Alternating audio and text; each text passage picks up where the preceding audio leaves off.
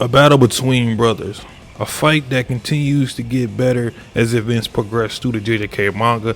This video I'm going to be talking about Yuji Itadori versus Choso, an iconic battle in JJK, one of the most important battles in the manga and in the series because this was the second battle in Shibuya that changed the entire climate of Japan and the story. The build up for this fight was extremely straightforward. During the origin of obedience, while Megami was fighting a special grade finger bearer, Yuji and Nobara were having their badass moment together fighting Kechizu and Eso. Lefts, rights, nails, black flashes in the anime. It was honestly one of the best fights to witness as it was airing in 2020. But as Kechizu and Eso were dying, Choso felt their cursed energy and lifespan depleting, breaking the game board piece and developing hatred for both Nobara and Yuji, letting Mahito and Kenjaku, or at this point Geto, know what happened.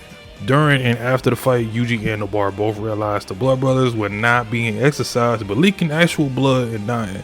They were humans with cursed features, hybrids to be exact, which is why before he landed that last devastating divergent fist against Eso, you can see and feel the remorse coming from Yuji, realizing what's happening. Then after these two murderers killed Kechizu and Eso and let them rest together, they walked back to JujutsuKaisen and talked. During that walk, we got Nobara's infamous talk with Yuji about how she gonna only have so much room for people in her heart after Yuji asked her about having to kill someone for the first time. In a way, this philosophy and way of thinking for Nobara is kind of similar to Choso's thinking, because Choso at this point was looked at as an antagonist, but you realize quickly in Shibuya he has no ill will towards humans or curses. He simply just only cares for his brothers and his family. Everyone else comes last in his heart. Fast forward to Shibuya, after Gojo versus the disaster curses take place, Mahito and the antagonists want to play the little game of catch Itadori. If Mahito catches Yuji, he'll kill him.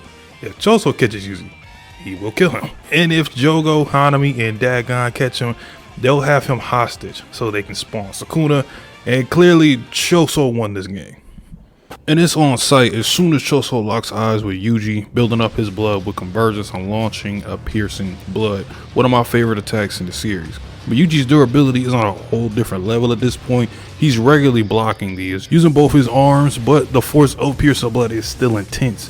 Yuji closes in on Choso and hits him with a divergent fist, something Choso hasn't seen before. Yuji talks about the pain he's feeling, but we all know if it's just pain, Yuji Itadori will not stop.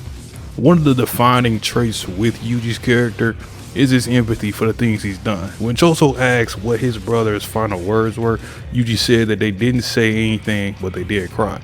The battle in Origin of Obedience is still a dark cloud over Yuji's head, seeing as this is still the day that he first killed a living human being technically. Seeing those tears come from the cursed human hybrid stuck with him a lot.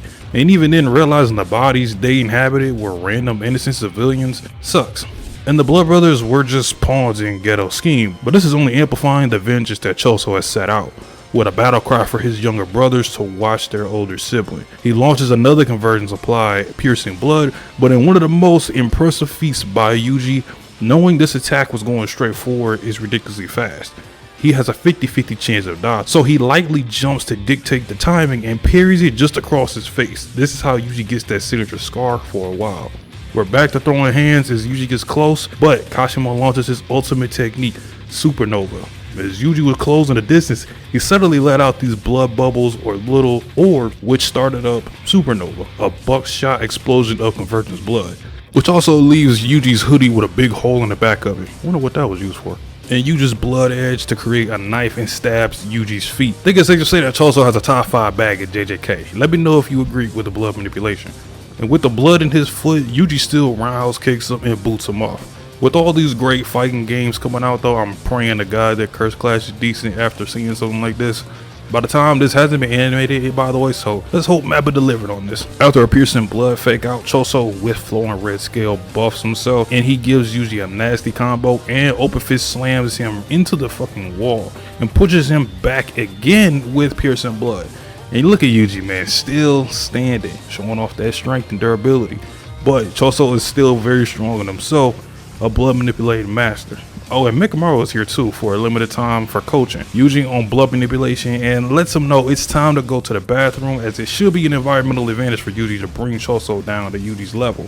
Listen to everybody. Nobody believes in you. What are you prepared to do about it? Not gonna lie though, Megamaru was talking crazy to Choso and even mocking him and his dead brothers. Like, that was kind of grimy, but it is what it is in this world. We've reached the legendary bathroom brawl. With water gushing out everywhere, Choso's blood is now neutralized, at least only the blood that has to be outputted. And Yuji just kicks it off immediately. Choso gets in his stance and activates his flowing red scale. Those roids are definitely helping him out right here. And Yuji gets in his stance too.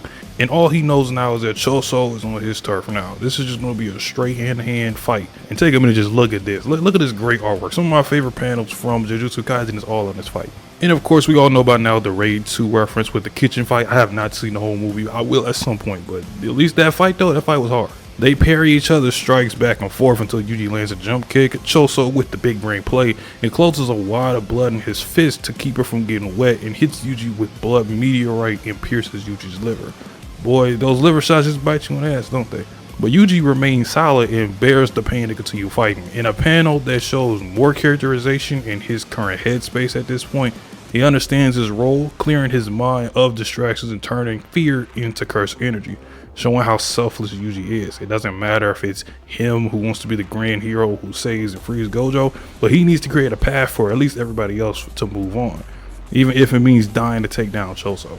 A Yuji semi-analysis video might be coming soon after this, because I'll be seeing some disrespect for Yuji and how he's not the MC or whatever. But one thing all these people have in common is that they are dumb as fuck and clearly can't read, because Choso remarks Yuji has only hit him 3 times, not including the strikes that he's blocked, and he is still in intense pain. Yuji and Choso are in a similar state, but Yuji has barely landed 5 hits. That's how much Yuji's punches and strikes hurt. And similar to Blood Edge and Blood Meteorite, Choso proclaims he will harden his blood, controlling all blood cells within his body, with the risk of getting sudden thrombosis. Someone can look that up, but I'm gonna assume it's something to deal with sickness and lack of blood.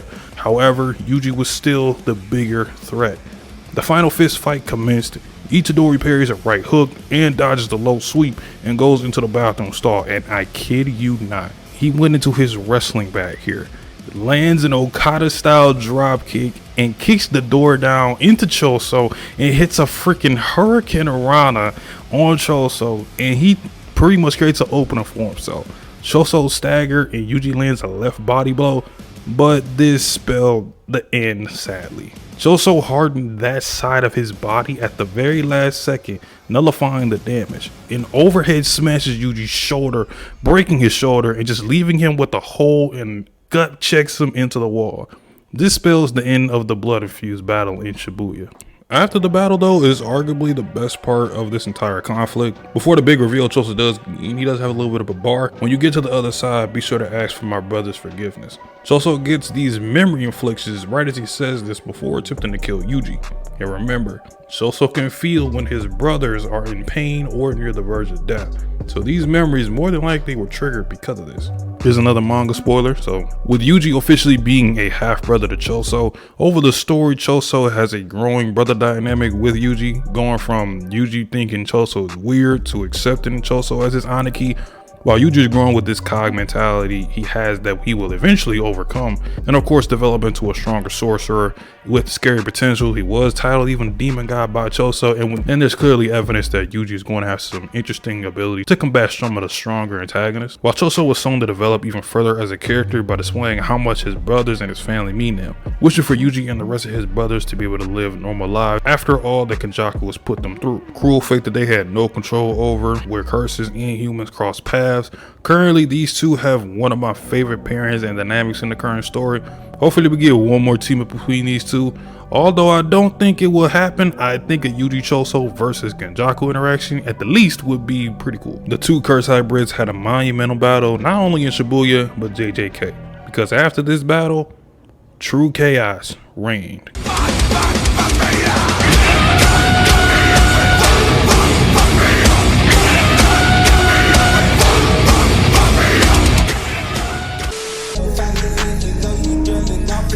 How I got my choice to finish back in the house in the street.